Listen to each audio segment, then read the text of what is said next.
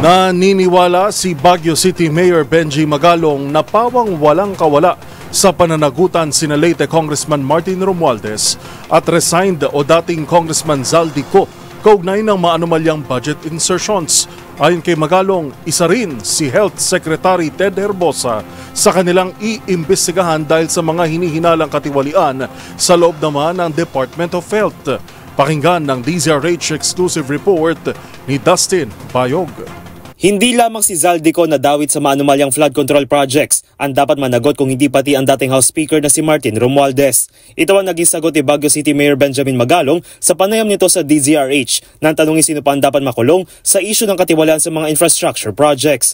Aniya imposible na hindi alam ng dating Speaker ang mga naging pagtaas o insertions sa National Expenditure Program o NEP, partikular sa inilalagay sa Department of Public Works and Highways o DPWH.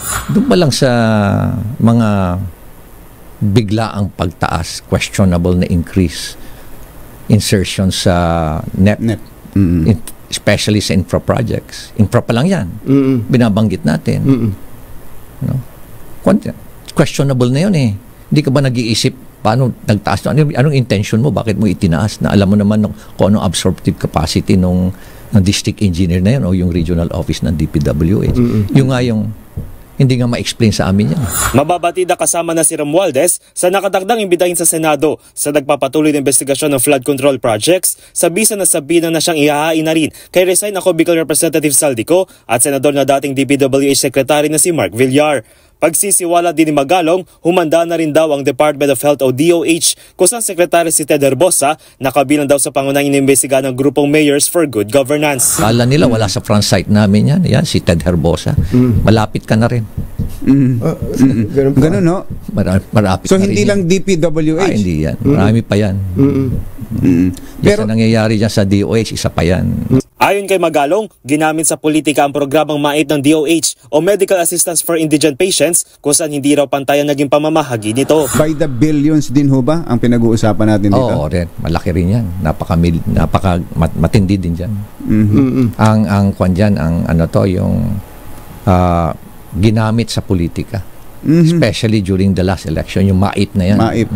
Kaugnay nito, sinabi naman ni Senador Sherwin Gatchalian sa panayam din ito sa DZRH na mayroong 11 bilyong pisong proyekto ang DOH na hindi tapos kung saan ilan sa mga ito ay konektado sa mga kontrobersyal ng mga kontraktor tulad ng mag-asawang Diskaya. So merong isang I think regional hospital yun.